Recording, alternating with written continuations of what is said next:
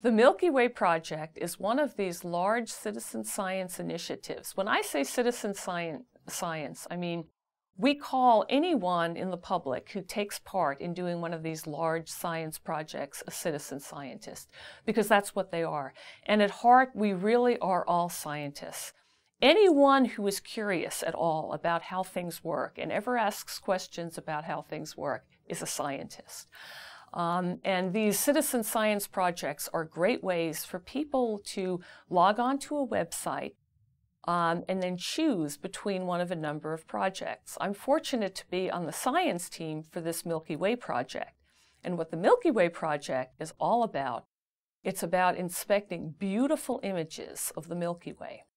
So those people listening who live in a place where they've got dark skies may actually have seen the Milky Way in the night sky.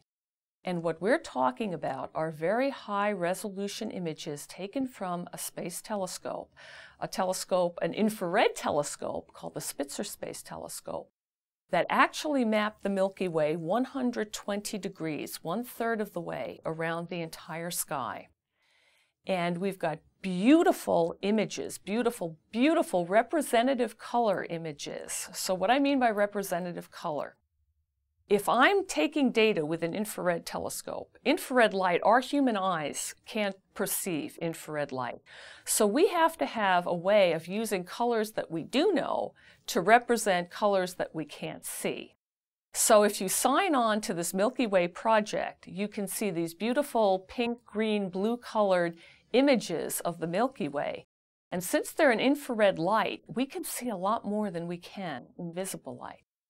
The reason is there's a lot of cold gas and dust in the spaces between the stars. And that cold gas and dust doesn't shine in visible light, but it does in infrared light.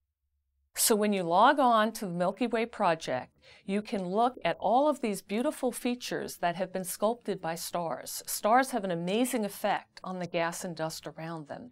And you can see pretty circular features and arcs and things that we call bubbles. And what we're trying to understand is what kind of stars produce those effects, how stars affect their environments. So the people who are participating in the Milky Way project are helping us do the science we call it bubble science. And we have, at this point in time, something like 400,000 people around the world that either participate in the Milky Way project or the Galaxy Zoo. There's a solar storm watch for people who like the sun. Projects in just about any area of astronomy you can imagine, and even a project checking old weather data and weather charts to monitor how the climate has changed over the past 100 years or so. So all of these projects are on a website or can be accessed through a website called the Zooniverse. Zooniverse, www.zooniverse.org.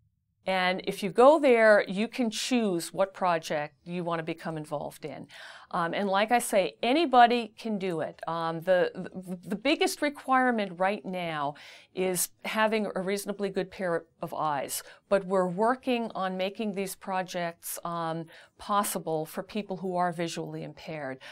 So we're looking into ways to use sound and other, other senses in identifying some of these things. It's a challenge, but we want everybody who's interested to be able to participate in these projects.